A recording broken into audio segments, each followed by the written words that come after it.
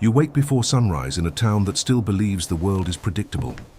The 14th century has its rhythms, and people trust them. Bread is baked before dawn. Church bells ring across narrow streets. Merchants open wooden stalls, while farmers guide their carts toward the marketplace. Life moves with the quiet certainty of routine, and nothing yet suggests that history is about to change forever. The air feels cool and calm as the day begins. Smoke rises from chimneys. A baker pulls warm loaves from a stone oven. Children chase each other between houses, while neighbors greet one another with tired smiles. From the tower of the church, the bell rings slowly, marking another ordinary morning. But beyond the city walls, something has already begun its journey. Months earlier, ships arrived in distant ports carrying goods from lands far to the east. Spices, silk, grain, and fabrics crossed the sea as they had for generations. Traders unloaded cargo without noticing the silent. Passengers hidden among the crates. Rats slipped through ropes and barrels. Fleas clung invisibly to fur and cloth. No one understood that within these tiny creatures lived a force capable of reshaping the world. At first, the stories arrive only as rumors.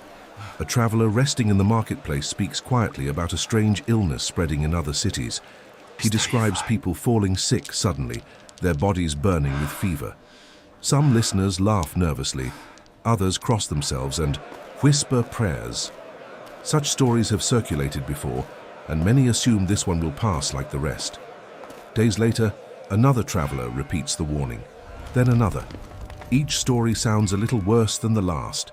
Soon the whispers grow louder. Entire towns are said to be suffering from a terrible sickness. People speak about black swellings appearing beneath the skin, about fevers so intense that victims cannot stand, about death arriving within days. Most people try not to believe it. Life continues. Markets open. Farmers work their fields. Priests preach about patience and faith. Doctors reassure the frightened, insisting that illness often comes and goes with the seasons. Then the first case appears inside the city. A man wakes with a sudden fever that refuses to fade. By afternoon, painful swellings rise beneath his arms and along his neck. His family watches helplessly as his strength disappears hour by hour. The doctor examines him carefully, puzzled by symptoms he cannot explain. By the next morning, the man is dead. At first, the death seems tragic but isolated. People assume it was simply bad fortune. But within days, another family faces the same horror. Then another. The pattern becomes impossible to ignore. Doctors argue about the cause. Some believe the air itself has become poisoned by strange alignments of the planets. Others insist that corrupted winds from distant lands carry disease across continents. Religious leaders speak of divine punishment, urging the population to pray harder and confess their sins. No one truly knows the answer. Meanwhile, the deaths multiply. Funeral bells begin to ring more often. Houses once full of laughter fall silent. Neighbors walk past each other more quickly, avoiding unnecessary contact. A strange tension settles over the streets, like a storm gathering beyond the horizon. You feel it everywhere. The marketplace becomes quieter each day. Merchants whisper instead of shouting. Some travelers refuse to enter the city at all. Doors that once stood open now remain closed. People begin watching one another carefully, searching for signs of sickness. Every cough becomes suspicious. Every fever becomes terrifying. The atmosphere changes almost overnight. What was once a busy and confident city now feels uncertain and fragile. Mothers pull their children indoors earlier than usual. Friends hesitate before shaking hands. Even the church bells seem heavier when they ring. A question spreads silently through every household. What if the rumors are true? No one yet realizes that the sickness moving through their streets will soon be known as the bubonic plague. No one knows that within a few years, it will kill millions and leave entire regions changed forever. But fear has already entered the city, and once fear arrives, it never leaves easily. If you want to continue experiencing what daily life truly felt like during the plague, stay with this documentary and follow the next chapter of the story. Morning arrives, but it does not feel like morning anymore. You open the door of your home expecting the familiar sounds of a waking town, yet the streets greet you with an unsettling quiet. In healthier times, merchants would already be shouting prices, carts would rattle across cobblestones, and the smell of fresh bread would drift from bakeries. Now the air feels heavy, as if the city itself is holding its breath. Many windows remain closed. Wooden shutters stay locked. Behind those doors, entire families hide together, hoping the sickness outside will somehow pass them by. You step into the street carefully. People no longer walk close to one another. Everyone keeps a cautious distance, watching faces, listening for coughs. Conversations are short and tense. Even neighbors who have known each other for years now hesitate before speaking. Fear has become the invisible law of the city. Then you hear it, the slow creaking of wheels echoing down the empty street. A cart approaches, pulled by a tired horse. Two men walk beside it wearing rough cloth coverings tied across their mouths. The cart is already heavy with bodies wrapped in simple cloth. These men have one of the most feared tasks in the city. Every morning they travel from house to house collecting those who died during the night. Their voices are hoarse from repeating the same words again and again. Bring out your dead. Sometimes a door opens slowly, and grieving relatives carry a body outside. Sometimes no one answers, and the collectors must enter the house themselves. Many people avoid even looking at the cart as it passes, but the sound of the wheels grinding against stone cannot be ignored. As the cart disappears into another alley, a different figure emerges further down the street. You recognize the strange silhouette immediately. The long, dark robe, the wide hat, the mask with the curved beak. A plague doctor walks carefully through the city, his gloves stained, and his steps deliberate. Inside the beak of his mask are herbs and spices believed to purify the poisoned air. Whether the protection truly works is uncertain, but the mask has become a symbol of both hope and fear. The doctor stops outside a house where someone has fallen sick. Neighbors watch from behind half-closed doors. No one wants to come too close. If the patient survives, it will feel like a miracle. If not, the cart will return tomorrow morning. Hospitals, where they exist, are overwhelmed. Small. Rooms designed for a handful of patients now hold dozens. Beds are crowded together, and the smell of sickness fills the corridors. Doctors and priests move constantly from one patient to another, offering what little help they can. Many know that their treatments rarely save lives, yet they continue working because doing nothing would be even more unbearable. Food is becoming difficult to find as well. Farmers are afraid to bring supplies into infected cities. Some fields remain unharvested because entire families have died. In the marketplace, only a few stalls remain open. The merchants who still trade do so cautiously, exchanging goods quickly and avoiding prolonged contact. Prices rise as food becomes scarce, and arguments sometimes erupt over the last remaining loaves of bread. But the strangest changes are not found in markets or hospitals. They appear in the behavior of the people themselves. Some turn toward faith with desperate intensity. Churches fill with frightened citizens kneeling in prayer, begging God for mercy. Processions march through the streets carrying crosses and chanting hymns. Priests speak about repentance and divine judgment, urging everyone to confess their sins before it is too late. Others react very differently. Fear transforms into suspicion. Neighbors begin blaming one another for the spread of the disease. Travelers are accused of bringing the sickness. Foreigners are treated with hostility. In some places, people become so paranoid that they avoid even speaking to their closest friends. And then there are those who respond with defiance. If death can arrive at any moment, some decide there is no reason to hide from life. Groups gather in houses late at night, drinking wine, singing loudly, and pretending the plague does not exist. Laughter echoes through rooms where candles burn until morning. These gatherings are reckless, but they reveal a powerful human instinct. When faced with unstoppable danger, some people choose to celebrate the time they have left. So the city lives in a strange balance between terror and routine. Each day begins quietly, unfolds with caution, and ends with uncertainty. The same streets carry both ordinary footsteps and funeral carts. Life continues, but always beside death. And as the days pass, everyone begins asking the same silent question. When the next morning comes, who will still be here to see it? If you want to understand how people fought to survive as the plague tightened its grip, stay with this documentary and continue to the next chapter. The moment arrives when fear is no longer just a feeling that hangs over the city. It becomes a force that pushes people to act. Survival is no longer about maintaining routine. It is about making choices, sometimes cruel ones, between staying, fleeing, trusting others, or protecting yourself at any cost. You begin to notice the roads outside the city filling with travelers. Entire families pack their belongings onto small carts and head toward the countryside. Some believe that distance from crowded streets might offer safety. Wealthier households leave first, riding horses or hiring wagons to carry their possessions to country estates and remote villas. Servants follow behind, carrying trunks and bundles of food. But even those who escape carry uncertainty with them. The disease has already traveled across continents. No one knows whether it hides among them, silently waiting for its next victim. In rural areas, villages react quickly. As rumors spread, guards appear at the entrances of small communities. Travelers approaching the gates are stopped and questioned. Some are turned away immediately.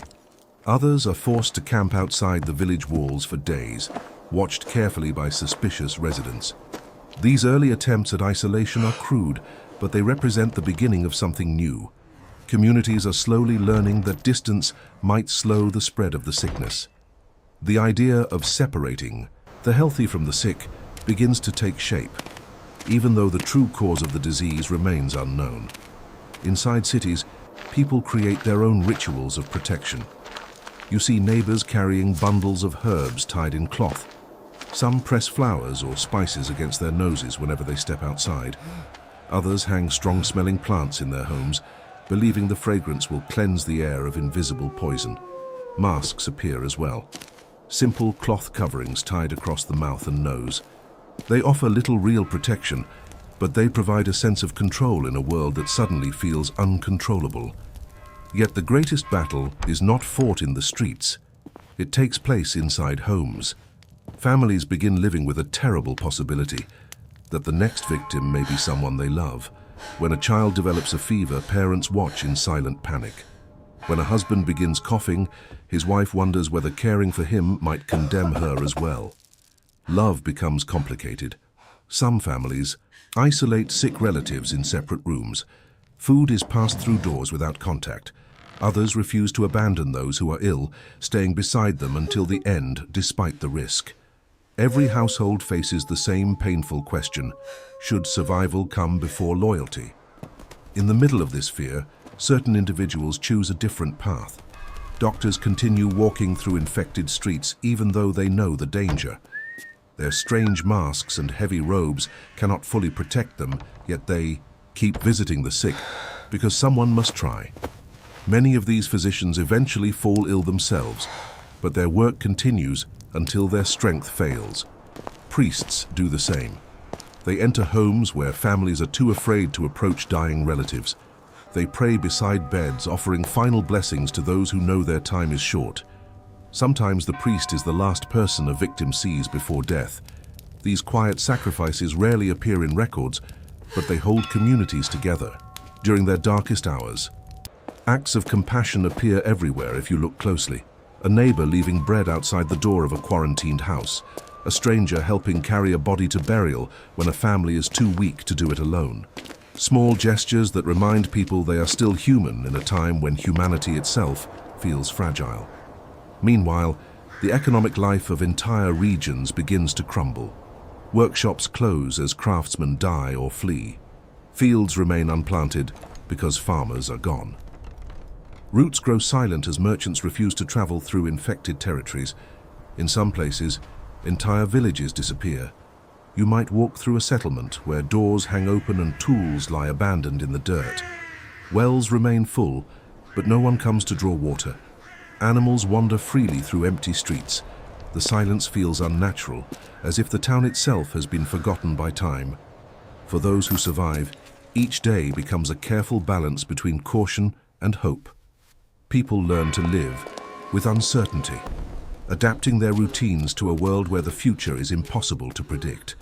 And through it all, humanity reveals its two most powerful instincts: self-preservation and compassion.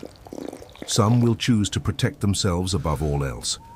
Others will risk everything to help another person survive. Both choices will shape what remains of the world when the plague finally begins to fade. If you want to see how society slowly emerges from the shadow of this catastrophe, stay with this documentary and continue to the final chapter. Slowly, almost imperceptibly, the storm begins to weaken. The plague does not disappear in a single moment. It fades unevenly, retreating from one region while still haunting another. But after months and years of relentless death, the waves of sickness finally begin to lose their strength. For the first time in a long while, entire weeks pass without the constant ringing of funeral bells. You step into the streets and notice something unfamiliar. Silence. Not the tense silence of fear that once filled the city, but the hollow quiet left behind when too many voices are gone. Houses stand with doors slightly open, their owners never returning. Workshops remain locked because the craftsmen who work there are dead. In some streets, grass begins to grow between the stones where carts once rolled every morning. The scale of the loss is almost impossible to comprehend. In many regions, entire communities have been reduced by half. Some villages have vanished completely.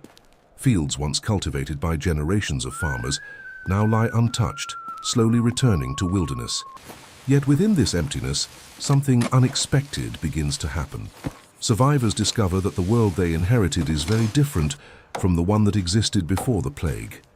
For centuries, most laborers had little power. They worked long hours for landowners and merchants who controlled wealth and opportunity. But now there are far fewer workers than before. Fields still need to be planted. Houses still need repairs. Markets must reopen if cities are to survive. Suddenly, labor becomes valuable. Farmers who once struggled to earn enough to feed their families find that landowners are now competing for their help. Craftsmen are offered better payment for their skills. Wages begin to rise in ways that would have seemed impossible only a few years earlier. The social structure of medieval life starts to shift. People who once lived at the very bottom of society gain unexpected freedom. Some move to new towns in search of opportunity. Others demand better conditions from those who depend on their work. Slowly, the rigid system that had governed daily life for generations begins to crack. The plague has taken millions of lives, but it has also forced society to change. Cultural and religious life also transforms in profound ways. During the years of the epidemic, many people had prayed desperately for divine protection. Some believed the disaster was punishment for human sin. Others struggled to understand why faith had not prevented so much suffering. These questions do not disappear when the plague fades. Instead, they echo through art, literature, and philosophy for generations. Paintings begin to reflect themes of mortality and fragility. Writers describe the strange closeness between life and death that the plague revealed. Religion remains powerful, but it becomes more complicated. Some people grow more devoted than ever, convinced that survival was a gift from God. Others quietly question the authority of institutions that seemed powerless during the catastrophe. Practical lessons also emerge from the devastation. Cities begin thinking differently about health and sanitation. Authorities experiment with new ways to control future outbreaks. Quarantine rules are refined. Travelers are sometimes required to wait outside city walls before entering. Hospitals slowly develop better methods of separating the sick from the healthy. These ideas are primitive compared to modern medicine, but they mark the beginning of organized public health. The memory of the plague teaches communities that disease can spread invisibly and that prevention may be the only defense. Yet perhaps the deepest change is psychological. The people who lived through the plague carry its memory with them forever. Children grow up hearing stories about the years when death walked through the streets each morning. Survivors remember neighbors who vanished overnight, families that disappeared, towns that fell silent. These memories shape how future generations think about life itself. People understand now that stability is fragile. The world can change suddenly, without warning, carried by forces too small to see. But they also remember something equally important. Human beings endured. Despite unimaginable loss, cities slowly refill with voices again. Markets reopen, fields are planted, roads become busy with travelers returning to rebuild their lives. Step by step, society begins to heal. The plague leaves scars across continents, yet it also leaves lessons about resilience, compassion, and the ability of communities to rebuild even after the darkest disasters. History will remember the bubonic plague as one of the deadliest events humanity has ever faced. But it will also remember what followed, a world reshaped by survival. And as you look back on this extraordinary chapter of human history, truth becomes clear. Even when fear and death seem unstoppable, humanity continues to adapt, rebuild, and move forward. If this journey through the strange daily life of the plague has helped you see history in a new way, consider subscribing and continuing with our next documentaries, exploring the moments that shaped our world.